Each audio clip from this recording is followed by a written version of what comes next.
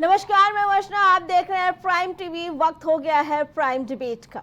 इस वक्त प्रदेश में सबसे ज्यादा चर्चा यूपी की 9 सीटों पर होने वाले उपचुनाव को लेकर है।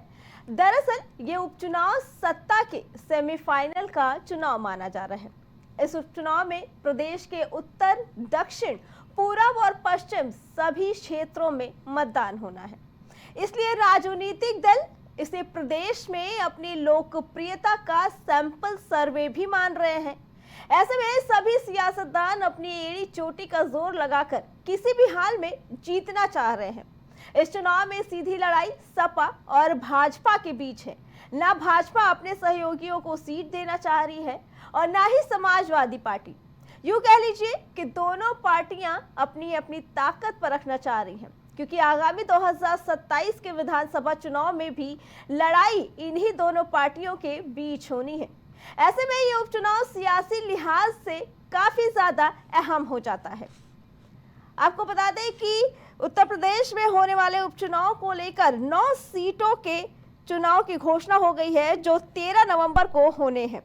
समाजवादी पार्टी अपने रिश्ते तल्ख होते देख रही है, तो वहीं सपा ने कांग्रेस के लिए अलीगढ़ की खैर और गाजियाबाद सीट छोड़ी है, जबकि कांग्रेस 5 सीटों की डिमांड कर रही थी। पार्टी को ये किसी लैब में तैयार हुआ नारा है। ये किसी लैब में तैयार हुआ नारा था। उन्हें किसी से बुलवाना था, तो उत्तर प्रदेश के मुख्यमंत्री से बेहतर कौन बोलता। उनकी छवि भी वैसी ही है। अगर वो कह रहे हैं कि बटो नहीं कटो नहीं, तो पीडीए परिवार भी तो नहीं बटेगा। तो वो तो नारा आपके लिए लगा रहे हैं कि पीडीए परिवार के लोग बटना मत।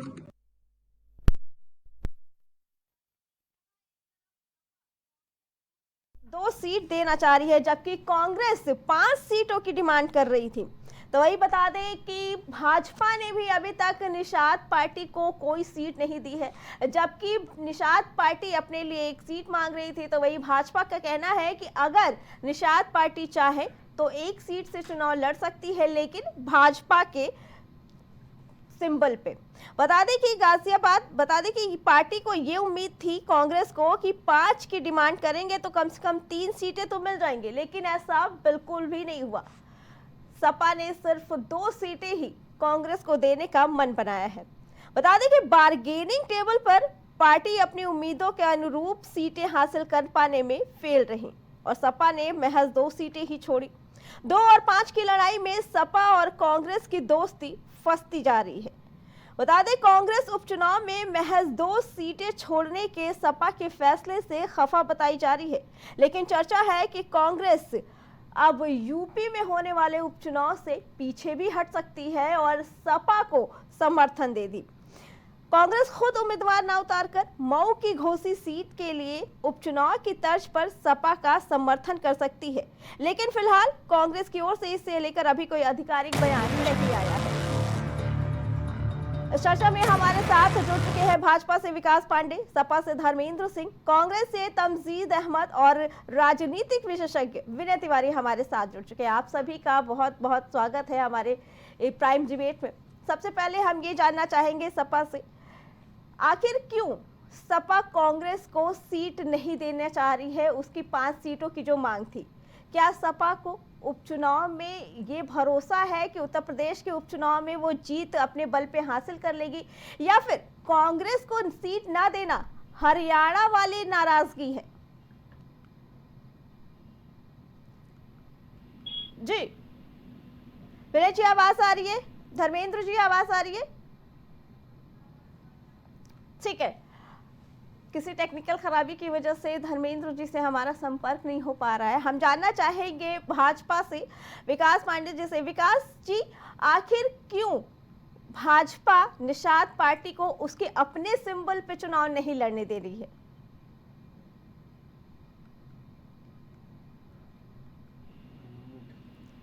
विकास जी, आवाज आ रही है? हम चाहेंगे टीम से एक बार वॉइस चेक की जाए। तमजीद जी, आपका आवाज आ रही है हमारी?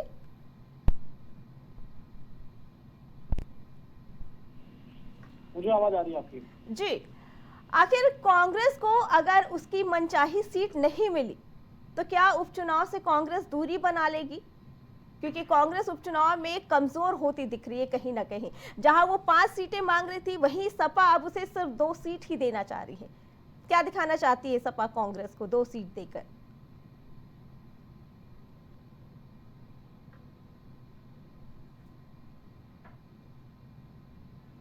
तमजीद जी, आपको आवाज आ रही है? आपको मेरी आवाज मिल रही है? आवाज क्लियर नहीं आ रही है। मेरी आवाज मिल रही है आपको? तमजीद जी, हम ये जानना चाहेंगे कि अगर सपा ने, कांग्रेस 5 सीटें मांग रही थी लेकिन सपा ने 2 सीटें दी, अगर मनचाही सीट नहीं मिली कांग्रेस को तो क्या कांग्रेस उपचुनाव से दूरी बना लेगी? देखिए, अभी ये सारे सवाल इस वक्त जब तक पार्टियां दोनों मिलकर कोई फैसला नहीं ले लेती तब तक इस पे कुछ भी कहा जाना उचित नहीं। निश्चित रूप से एक चीज कंफर्म है जो कि मैं आपको क्लियर बता सकता हूँ कि कांग्रेस पार्टी और समाजवादी पार्टी इस चुनाव को मिलकर लड़ेंगी। कौन कहां कितनी क्या सीट पे क्या लड़ेगा ये राष्ट्रीय शीर्ष नेतृत्व बैठ के फैसला कर लेगा। जो भी फैसला हो जाएगा ये बता देंगे, ये तो क्लियर है। सवाल भारतीय जनता पार्टी के ऊपर पड़ रहा है कि उनको निषाद पार्टी कितनी सीटें दे रही है, उनको जयंत जी की पार्टी कितनी सीट दे रही है, अनुप्रिया पटेल जी की पार्टी कितनी सीट दे रही है। और आवाज आ रही है आपको? धीरे आ रही है आपकी आवाज बहुत। नहीं, मैं तो तेज बोल रहा हूँ। आई डोंट नो क्या प्रॉब्लम है वॉइस में, लेकिन मैं तेज बोल रहा हूँ। मैं हेडफोन भी हटा दिया इसी वजह से। जी आ रही है अब। जी तमजीद जी बताइए। जी, तो कुल मिला के सवाल भारतीय जनता पार्टी के ऊपर है कि उनको निषाद पार्टी कितनी सीटों पे लड़ने के लिए दे रही है, उनको राजभर जी कितने सीट पे दे रहे हैं लड़ने के लिए, उनको जयंत जी कितनी सीट दे रहे हैं लड़ने के लिए, उनको अनुप्रिया पटेल जी कितनी सीट दे रहे हैं लड़ने के लिए। हमारा तो ये पक्का है कि हम दोनों मिलकर चुनाव लड़ेंगे। भारतीय जनता पार्टी की स्थिति बड़ी विकराल हो रखी है कि उनको उनके घटक दल एक भी सीट लड़ने के लिए भी देंगे कि नहीं देंगे, इस पे भी भारतीय जनता पार्टी के लोग कुछ नहीं बोल पा रहे हैं। ना तो राजभर कुछ बोल रहे हैं, ना तो निषाद राज पार्टी कुछ बोल रही, ना प्रिया पटेल बोल रहे हैं, ना जयंत जी बोल रही है। तो मुझे लग रहा है कि हार के डर से भारतीय जनता पार्टी पूरी तरीके से इस चुनाव से सरेंडर कर चुकी है। और मुझे तो लग रहा है कि सांकेतिक रूप से हो सकता है अपने उम्मीदवार दे, क्योंकि उन्हें पता है कि आने वाले जो चुनाव है उपचुनाव इसके नतीजे क्या होने जा रहे हैं। तो हमारा ना तो कोई मतभेद है ना मनभेद है। जो जहां क्या कौन कितनी सीट से लड़ेगा इसका फैसला होते ही आप लोगों को जानकारी दे दी जाएगी। जी तमजीद जी, हम भाजपा प्रवक्ता से जानना चाहेंगे। विकास जी, अब आवाज आ रही है आपको? आ रही है मेरी। जी विकास जी, क्यों भाजपा निषाद पार्टी को उनके अपने सिंबल से चुनाव नहीं लड़ने देना चाहती है? क्या भाजपा निषाद पार्टी से गठबंधन बरकरार रखना नहीं चाह रही है? देखिए, ये सवाल आपको भारतीय जनता पार्टी से कम कांग्रेस पार्टी या समाजवादी पार्टी से ज्यादा करना चाहिए। कारण कि हमने दशकों तक गठबंधन धर्म निभाने का काम किया। चाहे अकाली दल के साथ हो, चाहे शिवसेना के साथ हो, चाहे नीतीश बाबू सबसे ज्यादा लंबे समय तक अगर मुख्यमंत्री रहे हैं तो वो भारतीय जनता पार्टी और जेडीयू के गठबंधन में रहे। तो मुझे लगता है कहीं ना कहीं यही स्थिति निषाद पार्टी के साथ है। हम गठबंधन धर्म को निभाना जानते हैं। आपको याद हो जो रमेश बिन जी भदोही से सांसद हुए हैं, यह भी निषाद पार्टी के ही सिंबल से विधायक चुने गए थे और बाद में लोकसभा का चुनाव भारतीय जनता पार्टी के सिंबल पर लड़ा और लड़कर के वो संसद पहुंचे। तो मुझे लगता है कहीं ना कहीं ये सारी बातें विरोधियों के द्वारा प्लान की जा रही हैं। हाँ, जो भी थोड़े बहुत चीजें हैं, अगर कहीं पे भी कोई कंट्राडिक्शन है तो हमारे बड़े नेता बैठ करके इसे दूर कर देंगे और हम मजबूती के साथ उपचुनाव की 9 सीटों पर प्रतिद्वंदी पार्टी को टक्कर देने का काम करेंगे। अब ये स्थितियां तो उन गठबंधनों से पूछिए कि जुम्मा 4 दिन हुआ था, गठबंधन हुए समाजवादी पार्टी और कांग्रेस पार्टी का, और उसके बाद मध्य प्रदेश के चुनाव में जिस तरीके की इस गठबंधन की कलई खुली और आपसी खींचतान का शिकार ये गठबंधन हुआ और ऐसे ऐसे वक्तव्य हम सबको सुनने को मिले जो मुझे लगता नहीं कि गठबंधन में रहने वाले किन्हीं 2 राजनीतिक दलों के द्वारा गठबंधन में रहते हुए कभी कहे गए हो। चाहे चिरकुट नेताओं की जैसी शब्दावली का प्रयोग हो, चाहे चालू पार्टी जैसी शब्दावली का प्रयोग हो, तो ऐसे प्रयोग वो लोग कर रहे थे एक दूसरे पर जो लोग उस समय भी गठबंधन में थे। ये तमाम विकास तरीके जी, की लेकिन निषाद पार्टी को क्यों सीट नहीं दी गई? नहीं नाराजगी देखिए, तो है ना गठबंधन में, भाजपा और देख निषाद पार्टी के बीच में कहीं ना कहीं अगर देखा जाए, अगर सपा कांग्रेस के बीच में नाराजगी है तो भाजपा और निषाद पार्टी में भी तो नाराजगी नजर आ ही रही है एक सीट को लेकर। नहीं देखिए, नाराजगी की बात ऐसी है कि भारतीय जनता पार्टी पूर्ण बहुमत के साथ साथ सरकार और सत्ता में आई 2014 में, ठीक है। लेकिन हमने अपने सभी गठबंधन साथियों को मंत्रिपरिषद में बराबर की हिस्सेदारी दी और सबको अपने साथ लेकर के चलने का काम किया। और उससे भी बड़ा बहुमत हमारे पास 2017 में उत्तर प्रदेश के विधानसभा चुनाव में आया, लेकिन हमने अपने गठबंधन के साथी चाहे राजभर जी हो चाहे संजय निषाद जी हो, सबको साथ लेकर के चलने का काम किया। तो ये भारतीय जनता पार्टी की काम करने की शैली है। भले ही हमें पूर्ण बहुमत मिले, लेकिन गठबंधन के हम अपने साथियों का पूरा सम्मान करना ठीक है। जानते हैं। तो मुझे लगता नहीं है कि कहीं अगर कोई मनमुटाव जैसी स्थिति रहेगी भी, तो भारतीय जनता पार्टी इतनी सक्षम है, हमारे नेता इतने सक्षम है कि किसी भी मनमुटाव को हम अपने घर के विषय को घर के अंदर सुलझा लेंगे। लेकिन ये ठीक है। सवाल तो समाजवादी पार्टी और कांग्रेस के गठबंधन से होना चाहिए कि जिनके नेता सार्वजनिक मंचों से ये कहते हैं कि चालू पार्टी और चिरकुट नेता, तो ये सवाल तो उनसे होना चाहिए।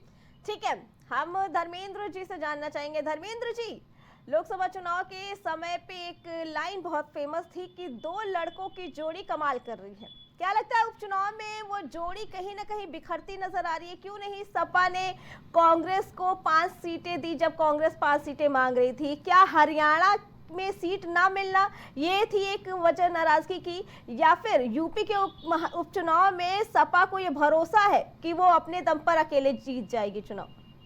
देखिए, ये सवाल जो है काल्पनिक है। किसने कहा कि कांग्रेस 5 सीट मांग रही थी? किसके पास वो चिट्ठी गई? किस नेता का बयान आया? ये भारतीय जनता पार्टी का प्रोपोगंडा है। कांग्रेस और समाजवादी पार्टी ये इंडिया गठबंधन में है और चुनाव इंडिया गठबंधन लड़ेगा। दो नौजवानों की जोड़ी थी, वो रहेगी। सीटों की ही लड़ाई थी धर्मेंद्र जी, लड़ाई तो सीटों की है। क्यों नहीं अभी तक सीट को लेके बंटवारे साफ साफ हो पाए हैं? नहीं, सवाल ये है किसी ने कहा कि क्या कि सीटों की समस्या आ गई है। मैं कह रहा हूँ हमारे बड़े नेताओं में आपसी सामंजस्य और बातचीत से सब तय हो गया है। हमने 7 सीटें घोषित भी कर दी है और जो 25 सीटें हैं 1-2 दिन में आपको पता चल जाएगा कौन नॉमिनेशन कर रहा है, कौन नेता लड़ेगा। देखिए, सवाल उससे बड़ा है। ये दो लड़कों की जोड़ी जो आप करें, इन्होंने लोकसभा में भारतीय जनता पार्टी को उसकी असली जगह दिखा दी है और आगे आने वाले सारे चुनाव में भारतीय जनता पार्टी को पता चल जाएगा कि उत्तर प्रदेश की जनता ने क्या फैसला किया है। सच ये है कि जो जनता के जन सरोकार के सवाल है उस पर भारतीय जनता पार्टी लगातार फेल हुई है। इसीलिए उपचुनाव से भाग रही थी और नया प्रयोग करना चाहती है, जिसका परिणाम रहा कि बहराइच का दंगा आपने देखा ही होगा। वो जब आपके पास जनता के सवालों का जवाब नहीं होता है तो आप इधर उधर की बात करते हैं। और सेम वही स्थिति है कि जनता के जन सरोकार के मुद्दों का जब कोई जवाब भारतीय जनता पार्टी के पास नहीं है, जो वादा करके सत्ता में आए थे जब उस पर इन्होंने काम नहीं किया है, तो ये हिंदू मुसलमान, मछली, मंगलसूत्र, मटन, भैंस खोल ले जाएंगे, कपड़े पहचाने जाएंगे, पाकिस्तान मुसलमान। ये आपने लोकसभा के चुनाव में देखा और यही स्थिति अभी बहराइच में आपने किस तरह से दंगा करा करके, अब तो ये भी प्रूव हो गया। हम लोग तो कहते थे, लेकिन अब तो प्रूव हो गया। भारतीय जनता पार्टी के स्थानीय विधायक ने भारतीय जनता पार्टी के नेताओं पर दंगा कराने का मुकदमा दर्ज कराया है। वो हमारी पुलिस ने नहीं लिखा है, इसी पुलिस ने लिखा है, बाबा योगी आदित्यनाथ जी के नेतृत्व वाली पुलिस ने। तो सच तो पब्लिक डोमेन में है। आप देखिए किस तरह से अयोध्या वाली सीट से भाग गए अलग कराने के लिए, चूंकि अयोध्या पे सबकी निगाह थी।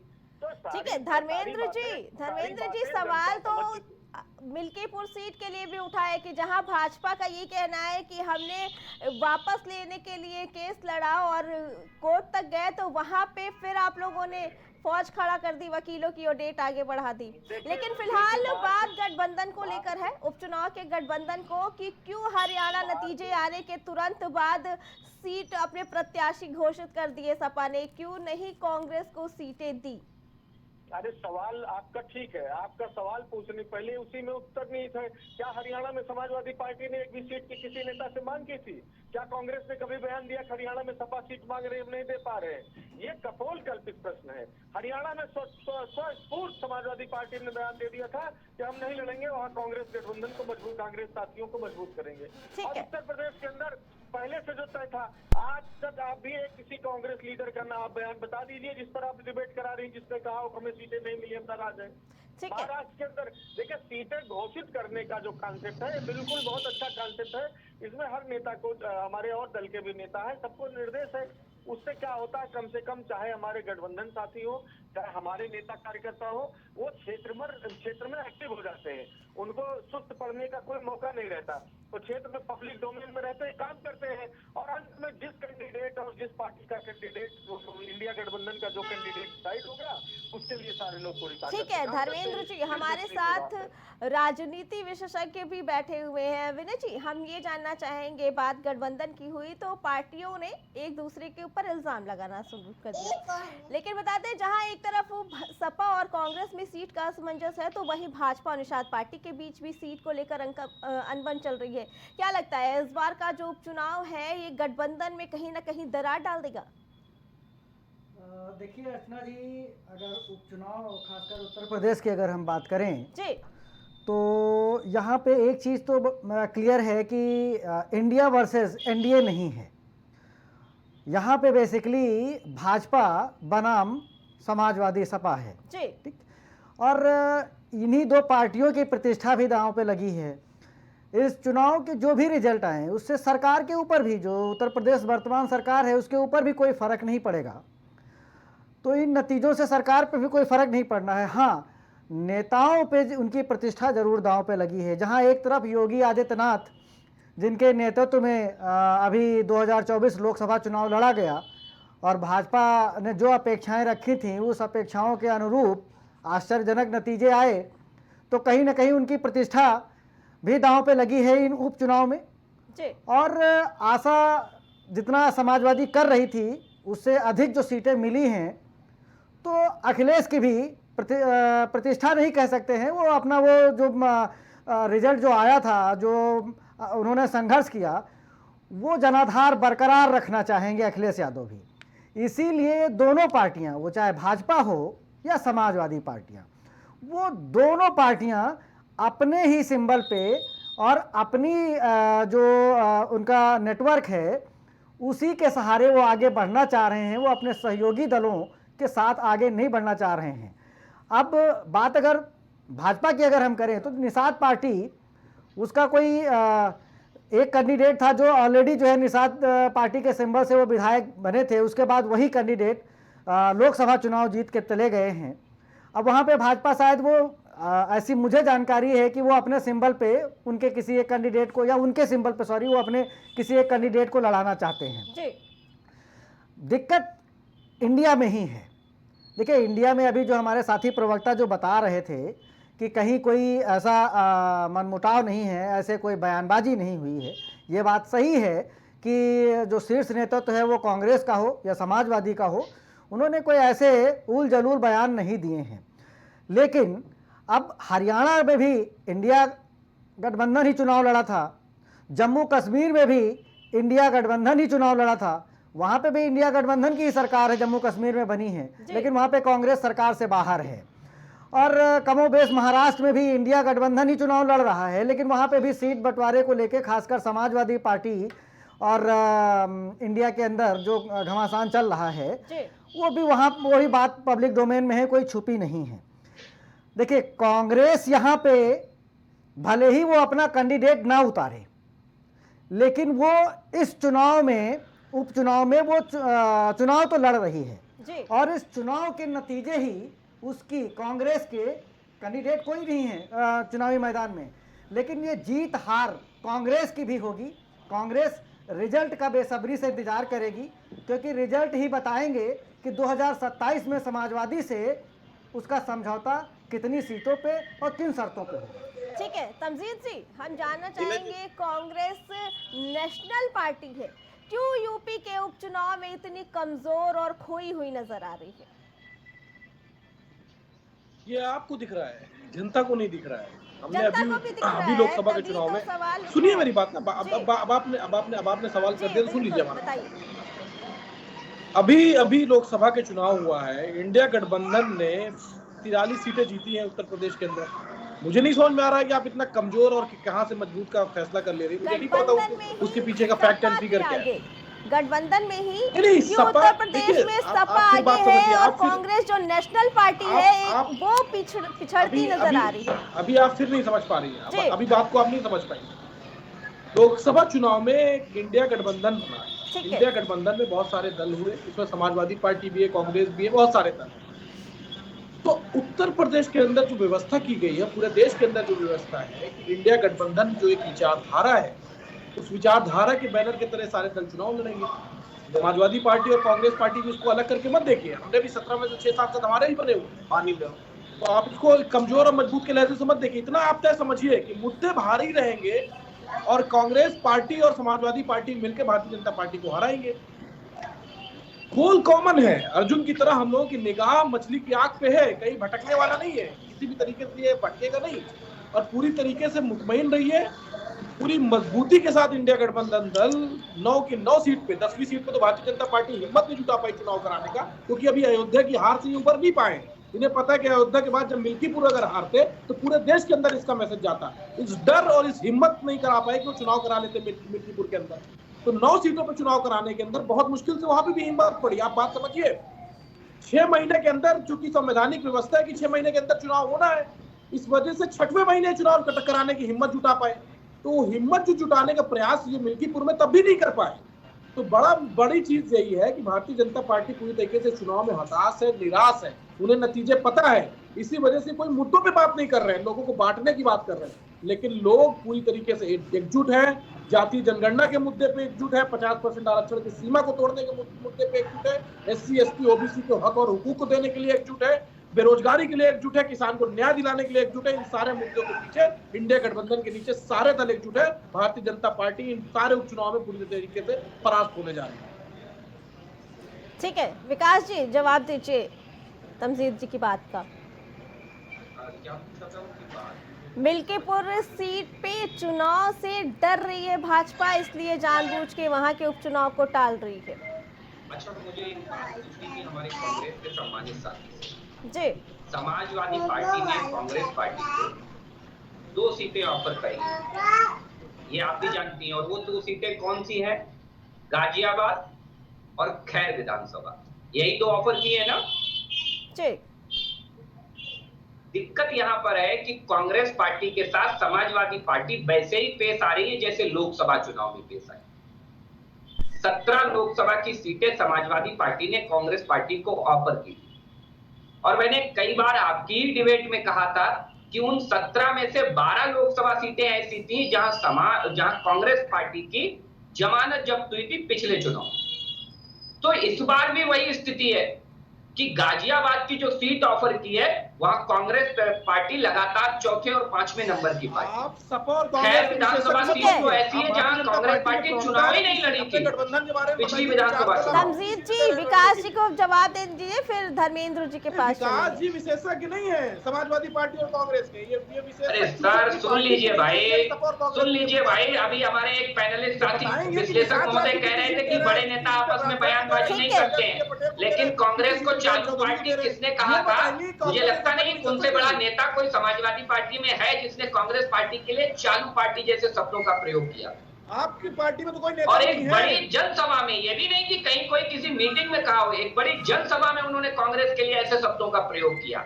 तो जब आपके गठबंधन के साथी आपके विषय में ये विचार रखते हैं तो ये बहुत अच्छे से आपके विचारों को समझ रही है समाजवादी पार्टी। तो तमाम ऐसी चीजें हैं कि जिनको लेकर के समाजवादी पार्टी के पास जो कांग्रेस के पूर्ववर्ती अनुभव है वो मुझे लगता है अखिलेश जी बहुत अच्छे से जान समझ रहे हैं।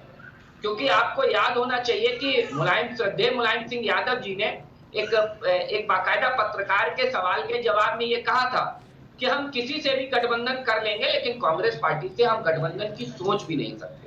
तो ऐसी स्थितियां क्या है आखिर कि जो भाग रहे थे श्रद्धेय मुलायम सिंह यादव के कांग्रेस पार्टी से गठबंधन करने के लिए। ये अब सबसे बड़ी चीज ये है कि कांग्रेस पार्टी का उत्तर प्रदेश के अंदर कोई राजनीतिक जनाधार नहीं है। आप देखिए 17 सीटें जो लोकसभा में कांग्रेस पार्टी को मिली थी गठबंधन के तहत, उसमें से महज 6 सीटें जीत पाए लोकसभा के अंदर कांग्रेस पार्टी। उनका स्ट्राइक रेट 33% बामुश्किल पासिंग मार्क है, और वही अखिलेश यादव ने 50% से ज्यादा का रेशियो दिया इसी उत्तर प्रदेश के अंदर। तो मुझे लगता है ये बात अखिलेश यादव बहुत अच्छे से जान समझ रहे हैं, और कांग्रेस की अब मजबूरी बन गई है कि उत्तर प्रदेश के अंदर सपा ड्राइविंग सीट पे बैठेगी, कांग्रेस हेल्पर की भूमिका में रहेगी। ठीक है विकास जी। धर्मेंद्र जी, आपने बात सुनी राजनीति विशेषज्ञ की विकास जी की, बताइए, आप जवाब देना चाह रहे थे। नहीं देखिए विनय जी, ठीक है, कमोबेश उनकी अपनी समीक्षा के ऊपर सवाल नहीं, लेकिन भारतीय जनता पार्टी के साथी सूख बोले सूख चलनी, जिसमें 72 क्षेत्र। देखिए ये तो जिन लोगों के साथ इन्होंने गठबंधन किया उनका क्या स्थिति है पूरा देश देख रहा है। महाराष्ट्र के अंदर इन्होंने शिवसेना की क्या गति की, जिन बाला साहब ठाकरे का नाम ले लेके थकते नहीं तो उनकी पार्टी को खत्म करने की साजिश किया। पंजाब के अंदर शिरोमणि अकाली दल के साथ इन्होंने क्या किया। दूसरी बात देखिए, समाजवादी पार्टी इंडिया गठबंधन में, गठबंधन कोई छोटा बड़ा नहीं होता, सब एक दूसरे के साथ कंधे से कंधा मिला करके लड़ाई लड़ते हैं, कौन कितनी सीटें जीतता है और जनता तय करती है। अब दूसरी बात कहता हूँ, ये कह रहे थे किसी ने क्या जवाब बयान दे दिया उसके बाद साथ किए। अरे इतिहास में झांकना आपका काम है, वर्तमान में याद करिए। आप उन ओम प्रकाश राजभर को दिल्ली वालों ने भेज दिया योगी जी के पीछे, जो कहते थे घंटी बजवाऊंगा मंदिर में, मठ में भेज दूंगा, जो योगी आदित्यनाथ को क्या क्या नहीं कहते थे। बिहार के अंदर देश के गृह मंत्री प्रधानमंत्री जी कहते थे कि तो नीतीश साथ जाने का सवाल ही नहीं उठता, उनके लिए तो हमेशा दरवाजे बंद है। उन नीतीश के दरवाजे जाकर के नतमस्तक हो गए, वहां चरण चुंबक उनके चरण पादुका पकड़ करके चुनाव लड़ने लगे। ये भाजपा के लोग महाराष्ट्र के अंदर जाके कहते थे कि शरद पवार साहब को जो है इनके ऊपर हजारों करोड़ का घोटाला है, चक्की पीसिंग। अगले दिन उनको डिप्टी सीएम बना करके। तो सवाल यह है कि आप नैतिकता का पाठ मत पढ़ाइए, खुद अपनी तरफ देखिए कि आपने क्या किया। क्यों ओम प्रकाश राजभर चौहान साहब और संजय निषाद जी, जयंत चौधरी जी के लिए जिन्होंने पानी पी करके गाली दिया। दूसरी बात, गठबंधन धर्म में हमारा और कांग्रेस का समझौता है उत्तर प्रदेश के अंदर, ना उनको कोई दिक्कत है ना हमें कोई दिक्कत है। भारतीय जनता पार्टी ये बताए जयंत चौधरी क्या सीटें दे रहे हैं। संजय निषाद जी अभी दिल्ली भी गए सीट को लेकर के, बेचारे बेहोश, उनको तबीयत खराब हो गई है, उनको क्या सीटें दे रहे हैं। ओम प्रकाश राजभर के पार्टी के नेता ने कार्यालय खोल दिया गाजियाबाद, उनको कितनी सीट दे रहे हैं। आप अनुप्रिया पटेल जी नाराज है, उनके लोकसभा की सीट है, उनको कितनी सीटें दे रहे हैं। तो सवाल ये है कि आप अपने अंदर का देख लीजिए, जो आपके अंदर बिना जिनके बैसाखी का आप चल नहीं सकते। जनता ने आपको बाहर का रास्ता दिखा दिया है और आप उनको संतुष्ट करने को जाए। इंडिया गठबंधन में कांग्रेस में समाजवादी पार्टी में क्या हो रहा है ये देख रहे हैं। मैं तंजीम भाई ठीक कह रहे थे, जो जनता के बुनियादी सवाल हैं वो जैसे के तैसे बने हुए हैं, जो लोकसभा में थे, जिनको जनता बेहतर समझ गई है, हम लोग उसको लेकर के जनता के बीच में। और आपका ये जो नैरेटिव सेट करने वाला बात है, बहराइच जैसे दंगा करा के चुनाव, ये चलने वाला नहीं। उत्तर प्रदेश की महान जनता ने ये तय कर लिया है कि न केवल उपचुनाव तो आपको हराएंगे, आने वाले सारे चुनाव से आपको बाहर करेंगे, भारतीय जनता पार्टी को सत्ता से बेदखल करेंगे। हम राजनीति विशेषज्ञ से जाना, विनय जी, इस बार के उपचुनाव में और भी एक बातें बहुत सामने आ रही है, जहां एक तरफ भाजपा का एजेंडा चल रहा है हिंदुओं को जगाओ, तो वही एक तरफ इंडिया गठबंधन का चल रहा है पीडीए का। क्या लगता है आपको कि हिंदुओं को जगाने का एजेंडा ज्यादा जनता को रास आएगा या पीडीए वाला? देखिए, पीडीए का जो फॉर्मूला था अखिलेश जी का, वो उत्तर प्रदेश में लोकसभा में तो चला, रिजल्ट सामने है, ठीक है ना कहीं वो फार्मूला और वो जो नारा था वो एक इफ़ेक्ट किया उसने, और उसके परिणाम सबके सामने हैं। लेकिन उसके बाद क्या सरकमस्टांसेस हुए, कुछ भाजपा के तरफ से जो बयानबाजी की गई और योगी आदित्यनाथ ने जो चीज़ कही, उसके बाद दो ही चुनाव हुए हैं, एक जम्मू का और एक हरियाणा का। हरियाणा में पोजीशन, चाहे कोई एग्जिट पोल हो या कोई भी सर्वे एजेंसी हो, किसी भी पॉलिटिकल पार्टी से आप पूछें, आपकी टीम, सारे न्यूज़ चैनल जो भी सब बता रहे थे कि एक तरफा जीत वहाँ पे कांग्रेस की है। लेकिन इसके बावजूद कांग्रेस को वहाँ पे मुंह की खानी पड़ी, और जो कोई कल्पना नहीं कर रहा था, भाजपा ने ग्राउंड लेवल पे वो काम किया, या वो बयानबाजी कि कटेंगे तो बटेंगे, अगर ऐसा कुछ वहाँ पे चला तो निश्चित तौर पे वहाँ पे जो परिणाम थे वो भाजपा के पक्ष में गए। तो उससे ये भी कहा जा सकता है कि कहीं ना कहीं जो ध्रुवीकरण खासकर भाजपा करना चाह रही थी हिंदुओं के बीच में, वो चीज़ें वहाँ पे इफेक्ट की। ठीक है। अब दूसरी चीज़, अगर उपचुनाव यहाँ उत्तर प्रदेश की अगर हम बात करें, अभी हम सबकी बात सुन रहे थे, क्योंकि वो अपनी अपनी पार्टी को रिप्रेजेंट कर रहे हैं, तो पार्टी लाइन से रह के ही बात करेंगे। देखिए, ये जो उपचुनाव हैं, यहाँ पे सीट शेयरिंग का कोई मतलब नहीं है। आप कांग्रेस 5 सीट पे लड़े, 2 सीट पे लड़े, संजय निषाद 2 सीट पाएँ, 1 सीट पाएँ या ना पाएँ, समाजवादी पूरी 9 की 9 सीट पे लड़े या भाजपा 9 की 9 सीट पे लड़े, उससे सरकार पे कोई फर्क नहीं पड़ेगा। सरकार सुरक्षित है। यहाँ पे उत्तर प्रदेश में कांग्रेस एक ऐसी पार्टी है जिसको इस चुनाव के बाद उसके दोनों हाथ में लड्डू हैं। अगर इंडिया गठबंधन के फेवर में नतीजे आते हैं तो भी उसकी जीत है, और अगर उसके फेवर में नहीं आते हैं रिजल्ट, तो भी कांग्रेस की जीत होगी, क्योंकि अगर रिजल्ट आते हैं तो इंडिया गठबंधन मजबूत होता है, अगर रिजल्ट नहीं आते हैं तो निश्चित तौर पे 2027 में वो समाजवादी से बार्गेनिंग के टेबल पे एक आक्रामक रुख रखते हुए सीट शेयरिंग पे मानेगी। जी, वरना अगर देखा जाए विनय जी, तो कहीं ना कहीं उत्तर प्रदेश के उपचुनाव में सपा से कांग्रेस का जो स्तर है वो निचले स्तर पे है। निश्चित तौर पे उत्तर प्रदेश में देखिए, समाजवादी पार्टी जी उसका जो कैडर बेस है वो अपने आप में बड़ा है। वो उत्तर प्रदेश की ही ज़्यादातर राजनीति करते हैं, यहाँ पे उनका संगठन बेहद मजबूत है। और अगर वो भाजपा को कोई अगर पार्टी टक्कर दे रही है अब, तो वो समाजवादी है, क्योंकि बसपा ने अपने आप को लगभग ख़त्म ही कर लिया है। तो यहाँ पे हमेशा जो है भाजपा वर्सेस सपा ही रहा है। कांग्रेस यहाँ पे हमेशा छोटे भाई की भूमिका में रही है और वो आगे अभी फिलहाल कुछ समय तक तो रहेगी, ऐसा प्रतीत होता है। लेकिन ये परिणाम उसको बताएंगे कि वो किस लेवल पे वो डिस्कशन करेंगे 2027 में। ठीक है तमजीद जी, इस बार का उपचुनाव पीडीए वर्सेस हिंदू जागो, क्या लगता है कि कौन सा एजेंडा काम आएगा और जनता को किसका साथ मिलेगा? देखिए, सब जाग चुके हैं, हिंदू भी जाग चुका है, सिख भी जाग चुका है, मुसलमान भी जाग चुका है, ईसाई भी जाग चुके हैं, सब भारतीय जनता पार्टी के खिलाफ जाग चुके हैं। कि भारतीय जनता पार्टी प्रयास क्या कर रही है, आप बात समझिए। इनका प्रयास क्या है? इनका प्रयास सिर्फ इतना है कि किसी भी तरीके से जो 90% लोगों के हाथों की जो बात हो रही है ये बंद होनी चाहिए। सारी लड़ाई भारतीय जनता पार्टी की यही है। लड़ाई दूसरी क्या है? लड़ाई मनुस्मृति बनाम संविधान की है। ये देश मनुस्मृति से चलेगा कि संविधान से चलेगा, यही लड़ाई, और कोई लड़ाई नहीं है। भारतीय जनता पार्टी चाह रही है किसी भी तरीके से राहुल गांधी जी या अखिलेश जी जो बात कर रहे हैं जाति जनगणना की, ये बात ना होने पाए। किसी भी तरीके से ये पता चलने ना पाए कि किसकी कितनी आबादी है, किसका कितना जातिगत स्थिति है देश के अंदर, ये पता ना चलने पाए। ये नहीं चाहते कि किसी भी तरीके से, जैसे हम लोग आवाज उठा रहे हैं कि प्राइम मिनिस्टर ऑफिस के अंदर सिर्फ 5% लोग हैं, जो 90% लोगों के रिप्रेजेंटेटिव सिर्फ 5% लोग हैं। वो ये नहीं चाहते कि देश को ये पता चले। ये नहीं चाहते कि इस देश को पता चले कि देश के अंदर भयंकर सामाजिक असमानता फैली हुई है। इसी वजह से ये सारी बात कर रहे हैं। हम कह रहे हैं कि चलिए भाई, आप कर दीजिए, आप पीएमओ के अंदर आप पावर में है ना, आप दे दीजिए ओबीसी के हिसाब से हिस्सेदारी अधिकारियों में, आप दे दीजिए SC ST के हिसाब से अधिकारी, आप बना दीजिए जितने माइनॉरिटी के हिसाब से अधिकारी सरकार में आप है ना, आप बना दीजिए जितने जिलेवार डीएम और एसपी की स्थिति है आप उठा के देख लीजिए, आपको पता चल जाएगा कि किस जात के लोग जाते हैं। तो ये जो मांगे हैं, हम तो कह रहे हैं कि आप सरकार में आप जाति जनगणना करा दीजिए, हम मांग तो कर रहे हैं, आप कराइए, कौन रोक रहे हैं? आप दे दीजिए आबादी के हिसाब से हिस्सेदारी, आप 50% आरक्षण की सीमा तोड़ दीजिए, ले जाइए सबको। हम कहाँ मना कर रहे हैं? हम क्या मना कर रहे हैं? आप 50% आरक्षण की सीमा तोड़ दीजिए। आप पार्लियामेंट में हैं, आप पार्लियामेंट में इस बिल को ले आइए, हम सपोर्ट करेंगे, पूरा विपक्ष सपोर्ट करेगा इस चीज कि 50% आरक्षण की सीमा आप तोड़ देंगे। नहीं करेंगे आप जाति जनगणना का बिल लाइए पार्लियामेंट के अंदर, पूरा विपक्ष एक मत से उसका सपोर्ट करेगा। क्यों नहीं करवा रहे हो आप? तो मिला के भारतीय जनता पार्टी के चाह रही है कि किसी भी तरीके से देश के 90% लोगों को हक और अधिकार न मिलने पाए।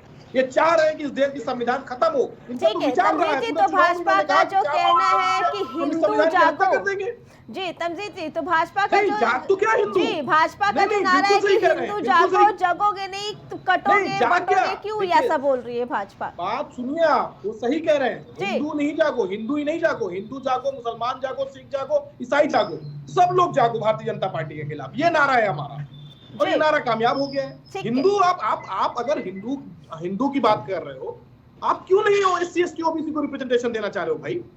आप दे दीजिए। आज मैं कह रहा हूं, भारतीय जनता पार्टी के प्रवक्ता बैठे हुए हैं, लेटरल एंट्री के जरिए करीब 65 भर्तियां हुई हैं। आपको मैं बता दे रहा हूं, एक बहुत महत्वपूर्ण सूचना है। करीब 65 भर्तियां लेटरल एंट्री के जरिए हुई है, जो सीधे ज्वाइंट सेक्रेटरी बनाए गए। उसमें एक SC, एक ST, एक OBC, एक माइनॉरिटी नहीं है उसमें। ये छुपाना चाह रही भारतीय जनता पार्टी इस देश से, इस प्रदेश से, लेकिन होने नहीं पाएगा। इस देश में जाति जनगणना भी होगी, इस देश में 50% आरक्षण की सीमा भी टूटेगी। इस देश के अंदर ये तय होगा कि देश के अंदर किसकी कितनी आबादी है, किसकी जातिगत स्थिति क्या है, ये देश तय करके मानेगा। ये भारतीय जनता पार्टी करेगी तो ठीक है, नहीं करेगी तो जब हम सत्ता में आएंगे तो हम करके दिखलाएंगे। ठीक है विकास जी, तमजीद जी की बात का जवाब, लेकिन एक बात का जवाब हम भी जानना चाहेंगे। अखिलेश यादव का कहना कि भाजपा दंगा कराती है और भाजपा वालों का कहना कि सबसे ज्यादा जो दंगे हुए हैं वो सपा राज्य में, क्या कहना है इस पे? आप देखिए, सबसे बड़ी बात यह है कि समाजवादी पार्टी को अपने गिरेबान में झांक लेना चाहिए था। कारण ये मुजफ्फरनगर से शामली और शामली से लेकर मेरठ, मेरठ से लेकर गाजियाबाद दंगों की एक चेन चलाई थी समाजवादी पार्टी की सरकार ने। हम सबको याद है कि किसके शासनकाल में घर के बाहर लोगों ने पोस्टर लगा दिए थे कि ये पूरा का पूरा गांव हम खाली कर रहे हैं, हम छोड़ करके जा रहे हैं, और दंगों से परेशान हो गए थे। ऐसी सरकार किसने चलाई थी? और सरकार चलाने का आलम यह था कि दंगों में प्रदेश झुलस रहा था, लेकिन हमारे उत्तर प्रदेश के तत्कालिक मुख्यमंत्री सैफई महोत्सव का आनंद ले रहे थे।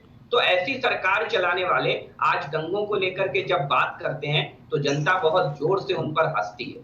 दूसरी चीज मुझे लगता है कि अभी लेटरल एंट्री की बात कर रहे थे हमारे सम्मानित साथी। लेटरल एंट्री चिल्लाने वाले जरा ये तो बता दें कि सैम पित्रोदा की एंट्री किससे हुई थी? जरा ये बता दें मुझे, जॉर्ज सोरोस की एंट्री किससे हुई थी? जरा बता दें मुझे पूरे इस देश को। तो मुझे लगता है कि समाजवादी पार्टी हो चाहे कांग्रेस पार्टी, ये एक ही थाली के चट्टे बट्टे हैं। आज कांग्रेस पार्टी की मजबूरी हो गई है, आज कांग्रेस पार्टी संघर्ष से समर्पण पर आ गई है और समर्पण करते ही जा रही है, क्योंकि उसके पास अब इसके अलावा कोई चारा बचा नहीं है। यही यथार्थ का सत्य है। समाजवादी पार्टी ड्राइविंग सीट पर बैठी है, मैं फिर कहता हूं, और कांग्रेस पार्टी हेल्पर की भूमिका में है। तमाम तरीके के आरोप अभी कांग्रेस पार्टी के नेता लगा रहे थे, भ्रष्टाचार की बात कर रहे थे। जरा भ्रष्टाचार पे मैं एक शब्द कहूंगा, सिद्धरमैया काहे के भ्रष्टाचारी नहीं है क्या? उन पर भ्रष्टाचार के आरोप नहीं है क्या? और लालू यादव एंड कंपनी किसके साथ गठबंधन में है? कौन से दूध के धुले हैं? जरा बता दें हमें कांग्रेस पार्टी के साथी। ये भी ना बता पाए तो यही बता दें, जिस महाराष्ट्र में अभी चुनाव होने वाला है, अब्दुल करीम तेलगी और अजीत पवार, शरद पवार के रिश्ते कौन नहीं जानता? पूरा देश जानता था उस घोटाले में कांग्रेस पार्टी का क्या योगदान था। तो भ्रष्टाचार के ऊपर कांग्रेस जैसी पार्टी ना ही बोले, और देश उसके बारे में सब कुछ जानता है। एंकर महोदया, ये जरा बता दीजिए हमारे साथी को। दूसरी चीज, अब बहुत महत्वपूर्ण चीज, उपचुनाव उत्तर प्रदेश का होने जा रहा है। आप इस चुनाव को टेक्निकल पॉइंट व्यू से भी समझने की कोशिश करिए। राजनीतिक दल है, हो सकता है 9 सीटों पर समाजवादी पार्टी चुनाव लड़े, हमें कोई दिक्कत नहीं है। 9 सीटों पर कांग्रेस पार्टी चुनाव लड़े, हमें कोई दिक्कत नहीं है, क्योंकि भारतीय जनता पार्टी हर चुनाव को बहुत गंभीरता से लेती है। इस बात से आप इनकार नहीं कर सकती हैं। आपने कई चुनाव को देखा है और कवर किया है। ठीक वैसे ही आप अगर इस चुनाव को बहुत करीब से देखेंगे, उस उपचुनाव को, तो सबसे बड़े फैक्टरों में से एक जिन पर हमारी आपकी किसी की निगाह नहीं जा रही, पॉलिटिकल में ये गणित का बड़ा योगदान होता है। एक होता है राजनीतिक गणित। बहुजन समाज पार्टी इस चुनाव में लड़ने जा रही है, इस चुनाव में मैदान में उतर रही है, ये भी आपको कंसीडर करना पड़ेगा। उसके बाद समझिए, पल्लवी पटेल जो अभी तक समाजवादी पार्टी के साथ थी, वो समाजवादी पार्टी को छोड़ करके नए गठबंधन AIMIM के साथ इस उपचुनाव में वो भी उतर रही हैं। तमाम तरीके की ऐसी छोटी छोटी चीजें हैं। रलोदा भी समाजवादी पार्टी के साथ थी, राष्ट्रीय लोकदल, आज उनके साथ नहीं है राष्ट्रीय लोकदल। तो तमाम ऐसी चीजें हैं जिनसे समाजवादी पार्टी हो चाहे कांग्रेस पार्टी हो इनकार नहीं कर सकती। लेकिन फिर मैं कहता हूं, बार बार PDA का राग अलापने वाले फेल हो गए हैं। PDA परिवारवाद PDA पर भारी पड़ता जा रहा है। जो 6 सीटें इन्होंने डिक्लेयर की हैं, इस बात का जीता जागता उदाहरण है। मिल्कीपुर में कोई कार्यकर्ता नहीं है, साहब अवधेश प्रसाद जी का लड़का लड़ेगा। उसके बाद आ जाइए आप शोभावती वर्मा, कोई कार्यकर्ता वहां नहीं मिला इनको अंबेडकर नगर की कटहरी सीट पर, वहां लालजी वर्मा की पुत्रवधू को टिकट दे दिया। करहल की मैनपुरी, अरे भाई कम से कम सब जगह चलिए ठीक था, कम से कम करहल जैसी सीट जो समाजवादी पार्टी का कोई कार्यकर्ता जीत सकता है, बड़ी मजबूत सीट मानी जाती है, वहां पर भी समाजवादी पार्टी को कोई कार्यकर्ता ढूंढने नहीं मिला। कौन मिला? तेज प्रताप यादव मिले। तो ये कुल मिलाकर PDA तो बहाना है, परिवारवाद को बढ़ाना है। ये उपचुनाव ने भी साबित किया है और ये आने वाले समय में समाजवादी पार्टी इसी नीति पर काम कर रही है, पीडीए की आड़ लेकर के अपने परिवारवाद को बढ़ाने के लिए इस चुनाव में आगे बढ़ रही है। ठीक है धर्मेंद्र जी, बताइए पीडीए या हिंदू जागो? 10 सेकंड का टाइम दीजिएगा, 10 सेकंड का जनता को थोड़ा मुझे समय दीजिएगा। जी बताइए। 10 सेकंड का वक्त दे दीजिएगा मुझे। धर्मेंद्र जी अपनी बात करिए। तमजीद जी, धर्मेंद्र जी बात का जवाब देते हैं। 10 सेकंड दीजिए बस मुझे, 10 सेकंड का। धर्मेंद्र जी से गुजारिश है 10 सेकंड का मुझे वक्त दे दीजिए। जी बताइए। ठीक है बताइए। देखिए इनको नफरत क्या है सैम पित्रोदा से। सैम पित्रोदा जी से इनको नफरत ये है कि वो एक बढ़ई के बेटे हैं, एक ओबीसी के बेटे हैं। कि नफरत ये है कि कैसे एक ओबीसी का बेटा इतना उच्च स्थान पे पहुंच गया। भारतीय जनता पार्टी बर्दाश्त नहीं कर पा रही है क्योंकि मनुस्मृति के हिसाब से सैम पित्रोदा जी को वहां पे नहीं होना चाहिए। राहुल गांधी तो एक बढ़ई का बेटा अमेरिका के अंदर देश का नाम ऊंचा कर रहा है क्योंकि संविधान की हत्या करने का विचार करने वाले लोग हैं। तो उस विचार के अंदर सैम पित्रोदा जी नहीं आ सकते हैं। तो एक बढ़ई का बेटा इनसे बर्दाश्त नहीं हो रहा है। ठीक है धर्मेंद्र जी, दंगों की बात हुई है तो भाजपा का कहना है कि सबसे ज्यादा दंगे सपा राज्य में हुए। अखिलेश जी ने बताया कि बहराइच दंगों के बाद कि भाजपा जानबूझ के दंगे कराती है जब चुनाव आते हैं। क्या कहना है इसके बारे में? आपने देखिए 2-3 चीजें। विनय जी को मैं सुन रहा था, उन्होंने कहा कि पीडीए का नारा। देखिए एक चीज तो ये है कि पीडीए हमारे लिए नारा नहीं, हमारे लिए हमारी प्राथमिकता है और पीडीए को मुख्य धारा में लाने का जो है हमारा संकल्प है। हमारे लिए हमारा घोषणा पत्र हमारे लिए पवित्र ग्रंथ है। ये पहले भी जब हम सत्ता में मौका आने का जनता ने दिया था तो जो घोषणा पत्र लेके आए थे उसको एज इट इज 100% पूरा करने का काम किया था। तमाम लंबी फेहरिस्त है, अगर आगे समय हो तो मैं बता दूं, चाहे ग्रामीण विकास लोहिया आवास जनरेशन मित्रा गाँव लोहिया ग्राम से लेकर के लैपटॉप वितरण से लेकर के समाजवादी पेंशन ले, बहुत लंबी फेहरिस्त, मैं उस पर नहीं। सवाल यह भारतीय जनता पार्टी से आपने सवाल पूछा बहराइच दंगों में भारतीय जनता पार्टी के लोग खाते कि नहीं है, उनके युवा मोर्चा के अध्यक्ष का नाम है कि नहीं, एफआईआर भी वहां के विधायक ने कराया कि नहीं कराया। उसके बजाय इतिहास जाते हैं, इतिहास में कौन जा रहे हैं? ये जो पीडीपी के साथ सरकार चलाने वाले, मुस्लिम लीग के साथ सरकार चला करके जो इन्होंने भारत के विभाजन के बंटवारे का मसौदा तैयार किया था, वो दूसरों पर उंगली उठाते हैं। ये मुस्लिम लीग के चट्टे बट्टे जो दूसरे को कांग्रेस और सपा चट्टे बट्टे बता रहे हैं, जहां हमारा गठबंधन है, हम कांग्रेस के साथ ही राष्ट्रीय पार्टी कांग्रेस और तीसरी सबसे बड़ी पार्टी देश की है, हम दोनों का गठबंधन है, सामंतवादी साम्राज्यवादी और जो सांप्रदायिक पार्टी उसके विरुद्ध। लेकिन इनको कहने के पहले सोचना चाहिए मुस्लिम लीग और पीडीपी के चट्टे बट्टे दूसरों पर उंगली उठाएंगे। एक बार भी इनसे पूछिए कि आप चुनाव में घोषणा पत्र लेके गए थे, क्यों नहीं आपके नेता उसकी बात करते? क्यों नहीं बताते हैं कि महंगाई का क्या हाल हुआ, गैस के दाम कम हुए कि नहीं हुए? क्यों नहीं बताते हैं कि आलू टमाटर जैसी पैसों पर जैसी सब्जियों पर आपका पीडीपी वो समर्थन मूल्य दिया नहीं दे पाए? क्यों नहीं बताते मेरठ काशी जैसे शहरों में आपकी मेट्रो नहीं चल पाई? क्यों नहीं बताते मां गंगा साफ नहीं हो पाई?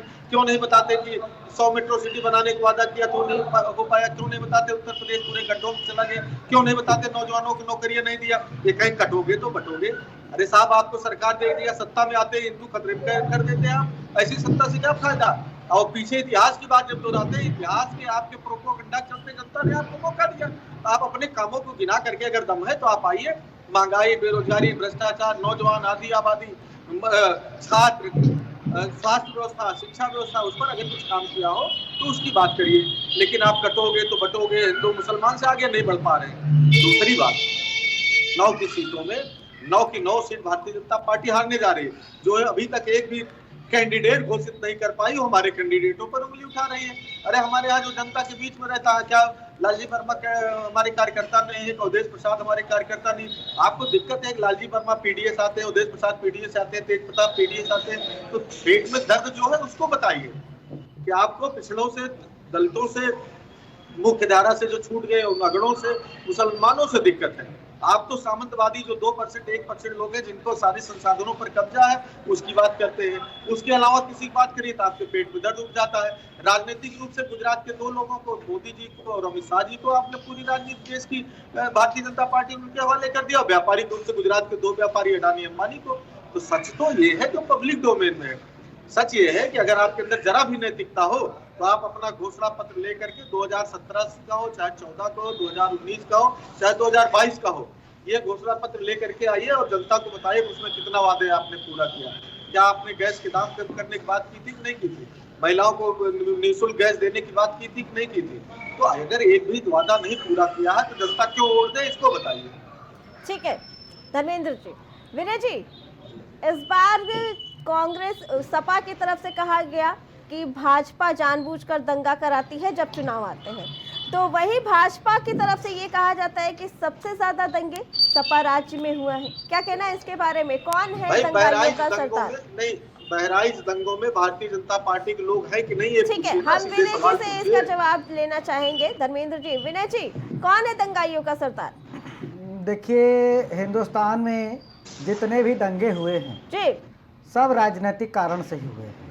तो उसको अगर आप उसकी छानबीन करें तो कोई ना कोई पार्टी या उसके लोग उसमें संलिप्तता रहती है, या फिर वो धृतराष्ट्र बने उसको आंख बंद करके देखते रहते हैं। जी, चूँकि राजनीतिक पार्टियां हैं वो एक दूसरे पे बयान करेगी, बाकी जांच चल रही है, उसमें जाहिर सी बात है सब कुछ पता चलेगा। देखिए, अभी मैं दो बातें ये कहना चाह रहा हूँ। अभी हमारे कांग्रेस के प्रवक्ता जो बोल रहे थे इलेक्टोरल एंट्री को लेके, देखिए ये व्यवस्था कांग्रेस ही लेके आई थी। अब हाँ, ये ज़रूरी है कि इस बार जो है उस पर आरक्षण को लेके जो है वो हुआ कि उसमें भी आरक्षण के हिसाब से ही नियुक्तियां की जाएं, लेकिन व्यवस्था ये कांग्रेस लेके आई थी, और जब ये व्यवस्था लेके आई थी तब उसमें इस चीज़ का प्रावधान नहीं किया गया था कि इसमें भी आरक्षण के हिसाब से नियुक्तियां होंगी। पहली चीज़। दूसरी चीज़, जैसे कांग्रेस के प्रवक्ता ने एक दूसरा एक इशू उठाया कि वो चाहे पीएमओ हो या सेक्रेटरीट हो, जो वहाँ पे ब्यूरोक्रेट्स हैं उनके ऊपर जो उंगलियां उठाई। देखिए, जाहिर सी बात है जो सेक्रेटरीट में हैं या पीएमओ में हैं वो सीनियर ब्यूरोक्रेट्स हैं। अगर उनके बारे में आप पता लगाएंगे तो हमें लगता है तकरीबन वो 80 के बैच के या उसके पहले के वो होंगे। अब उस समय ना तो भाजपा थी, न समाजवादी का भी उतना ऐसा कोई जनाधार था, न बसपा का था, न किसका, वो कांग्रेस का ही था। तो वो कहीं ना कहीं वो अपने ऊपर ही प्रश्न उठा रही है कि वहाँ पे जो सामाजिक न्याय था उसको दरकिनार करते हुए तब इतने संख्या में इस वर्ग या इस समूह के लोगों को ब्यूरोक्रेट्स बनाया गया था। इसका जवाब तो कांग्रेस को ही देना है। ठीक है विनय जी, धर्मेंद्र जी ने एक बात अभी कही कि गुजरात से 2 लोग आप लोग ले आए और आपने देश उन्हीं के हवाले कर दिया। इसका क्या मतलब, क्या कहना चाहे धर्मेंद्र जी? क्या गुजरात भी तो भारत देश के अंदर ही आता है? वो भी तो नहीं, सवाल तब उठता है। नहीं, आपने धर्मेंद्र जी, आपने यही कहा कि गुजरात से 2 लोग लेके आए भाजपा जी। मैंने कहा, सुनिए, अयोध्या के अंदर जितने काम है गुजरात कंपनियां कर रही, बनारस के अंदर जितने काम है गुजरात कंपनियां कर रही, मथुरा के अंदर जितने काम गुजरात कंपनियां कर रही, गंगा कॉरिडोर गुजरात कंपनी कर रही, उत्तर प्रदेश के सारे संसाधनों का दोहन गुजरात के लोग कर रहे हैं। तो कम तकलीफ नहीं होगी क्या? तमाम राज्यों में चले जाए आप संसाधनों को, अगर आप किसी एक पर्टिकुलर क्षेत्र के लोगों को, पर्टिकुलर वर्ग के लोगों को, पर्टिकुलर व्यापारी को देंगे तो ये गलत है कि नहीं गलत है? यही तो लड़ाई तो इसी चीज की है कि आप सारी चीजें बांट करके दे देना चाहते हैं। धर्मेंद्र जी, आपके इस बात का जवाब विकास जी से लेंगे, पहले हम विनय जी से जानना चाहेंगे। जी विनय जी, बताइए इनकी बात का जवाब। देखिए, जहाँ तक काम का बता रहे हैं कि ज़्यादातर जगह टेंडर यूपी में गुजरात या वहाँ के कंपनियों के या वहाँ के लोगों को अगर मिल रहे हैं तो जाहिर सी बात है ये तो खैर चिंताजनक है। इस पे ज़रूर जो है सरकार को और ख़ासकर मतलब यूपी गवर्नमेंट को ध्यान देना चाहिए। और दूसरी चीज़, अगर वो अमित शाह और नरेंद्र मोदी पे अगर वो कह रहे हैं 2 लोगों के ऊपर, तो इसमें कोई दो राय नहीं है। इन 2 लोगों के आने, मतलब जब उनको जिम्मेदारी मिली है, खासकर नरेंद्र मोदी को जब कमान 2014 में मिली थी जून में, तो उससे पहले भारतीय जनता पार्टी का जो संगठन था, जो कैडर था, वो लगभग चरमरा गया था। वो इतनी अच्छी पोजीशन में नहीं था उस समय। 2014 में तो कोई हमें लगता है भाजपा के लोग भी नहीं सोच रहे थे कि हम पूर्ण बहुमत से भी आएंगे। उस समय भी तात्कालिक जो राष्ट्रीय अध्यक्ष थे राजनाथ सिंह, उन्होंने समर्थन तो किया था नरेंद्र मोदी का, लेकिन उनको भी ये चीज़ नहीं पता था कि भाजपा अपने दम पे 2014 में जीत के चली आ जाएगी। तो उनके आने से पार्टी का जनाधार तो बढ़ा, पार्टी मजबूत हुई, और उसका नतीजा एक ये है कि नरेंद्र मोदी की लोकप्रियता ही है जो आज की डेट में भाजपा तीसरी बार सरकार बना पाई है, जो एक इतिहास है। पंडित जवाहरलाल नेहरू के बाद नरेंद्र मोदी तीसरी बार शपथ लिए हैं। तो उनकी लोकप्रियता को और उनकी जो मेहनत है और जो उनकी जो सोच है उसको दरकिनार नहीं किया जा सकता। आज भी कहीं ना कहीं हिंदुस्तान में वो एक लोकप्रिय नेता हैं। हाँ, अब ये भाजपा के लिए एक ड्रॉबैक है कि ये दोनों लोग जब तक हैं, भाजपा अच्छे पोजीशन से चल रही है, लेकिन सेकंड लीडरशिप को अभी भाजपा को नहीं सामने आ पा रही है उनकी। विनय जी दुख तब होता है दुख तब होता है कि उत्तर प्रदेश देश के तमाम राष्ट्रों से बड़ा राज्य है और उत्तर प्रदेश के मुख्यमंत्री को ये लोग पैदल टहलाते हैं। अहंकार का ये आलम है। उत्तर प्रदेश जैसे सूबे के मुख्यमंत्री को सड़कों पर पीछे पीछे पैदल भागने के लिए मजबूर होना पड़ता है। तो सवाल तो उठेंगे। अब इसका तो जवाब तो खैर भाजपा के लोग देंगे। मुख्यमंत्री, ठीक है, इस बात का जवाब हम भाजपा प्रवक्ता से जानेंगे। विकास जी बताइए, पहले तो जो धर्मेंद्र जी ने बात कही कि आप लोग 2 लोगों को ले आए गुजरात से और आप लोगों ने देश की कमान उन्हें दे दी, और दूसरा इनकी बात का जवाब कि मुख्यमंत्री को आप लोग पैदल चलाते हैं, क्या कहना है इसके बारे में? देखिए, हम जमीन के लोग हैं और तकलीफ होती है। हम जमीन से जुड़े लोग हैं और जमीन से जुड़े लोग जमीन पे ही रहना पसंद करते हैं। हवाई हम लोग नहीं चलते हैं। दूसरी चीज, एक बात बड़ी अजीब लगी मुझे, कांग्रेस पार्टी के प्रवक्ता ने बहुत गंभीर बात कही है। ये जरा इसके मूल में जाइए कि मैं हमेशा से कहता हूं, कांग्रेस पार्टी केवल परिवार में घिरी हुई पार्टी है।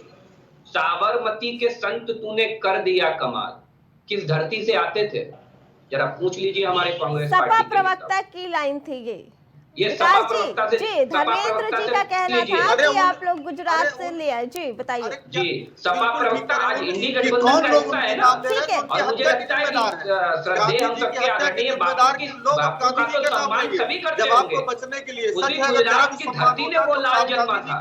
गुजरात की धरती पर आज आप सवाल और प्रश्न चिन्ह उठा रहे हैं। उसी गुजरात की धरती ने सरदार पटेल जैसे लाल दिए इस देश को। मुझे लगता है कि ऐसी गंभीर टिप्पणी समाजवादी पार्टी या कांग्रेस पार्टी के लोग इस टिप्पणी पर मौन है। यही सबसे बड़ा सवाल है कि आज इस गठबंधन को बनाए रखना समाजवादी पार्टी की मजबूरी। दूसरी चीज, उत्तर प्रदेश में गुजरात की कंपनियों को रहित के लिए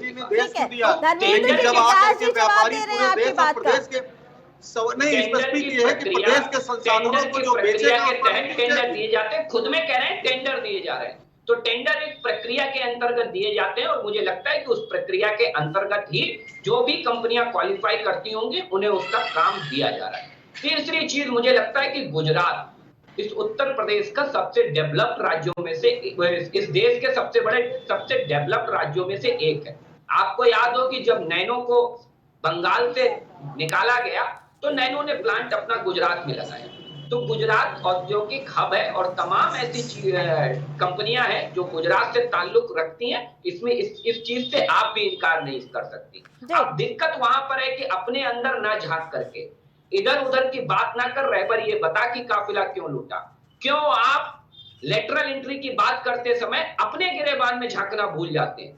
क्यों भूल जाते हैं भाई? विकास जी, धर्मेंद्र जी की एक और बात थी कि आप लोग मुख्यमंत्री को पैदल चलाते हैं, इसकी वजह से बहुत तकलीफ होती है सपा को। देखिए, समाजवादी पार्टी के लोग तो मैं फिर कहता हूँ महलों में राज करने वाले लोग हैं भाई। इन्हें महलों में रहना और सोने के चम्मचों से खाना पसंद है जी, सोने की टोटियां लगवाना पसंद है। तो समाजवादी पार्टी की नजर में तो हम जमीन से जुड़े लोग हैं और जमीन की अहमियत जानते हैं। तो हमें तकलीफ नहीं है। आपको तकलीफ होती है तो आप अपने युवराज की तकलीफ की चिंता करिए, जिन्हें जनता ने निर्वासित जीवन जीने के लिए विवश कर दिया है। तो मुझे लगता है शायद इसीलिए कर दिया है कि आपको जमीन पर रहना पसंद नहीं है। ठीक है। दूसरी चीज जी, उत्तर प्रदेश के उपचुनाव को लेकर के समाजवादी पार्टी और कांग्रेस पार्टी किसी भी प्रकार से आज जमीन पर कहीं ठहर नहीं रही। शायद इसी का कारण है कि जो सीटें समाजवादी पार्टी ने ऑफर की, कांग्रेस उससे भी बचती हुई दिख रही है। ये बहुत बड़ी बात है। समय कम है तो हम चाहेंगे आप अपनी बात जल्दी खत्म करें। देखिए, भारतीय जनता पार्टी में फिर कहता हूं आपको कि हम अपना चुनाव बड़ी गंभीरता से लड़ते हैं। हम चाहे 1 सीट का उपचुनाव होता और चाहे 10 सीट का उपचुनाव होता, हम चाहे गठबंधन की बात हो, हम हर धर्म का बखूबी पालन करते हैं, क्योंकि हमारे साथ शिवसेना दशकों तक गठबंधन में रही, दशकों तक। और देख लीजिए, जब हमारे साथ गठबंधन टूटा, उसके बाद शिवसेना की स्थिति देख लीजिए। दशकों तक अकाली दल हमारे साथ गठबंधन में रही, और देख लीजिए जब गठबंधन हमारे साथ खत्म हुआ तो क्या स्थितियां रही। ठीक है, विकास जी, तंजील निकलने जी, के बाद चाहे धर्मेंद्र शरद जी, पवार विनय और चाहे जी, ममता बनर्जी, आप सबका डिबेट में शामिल होने के लिए बहुत बहुत धन्यवाद।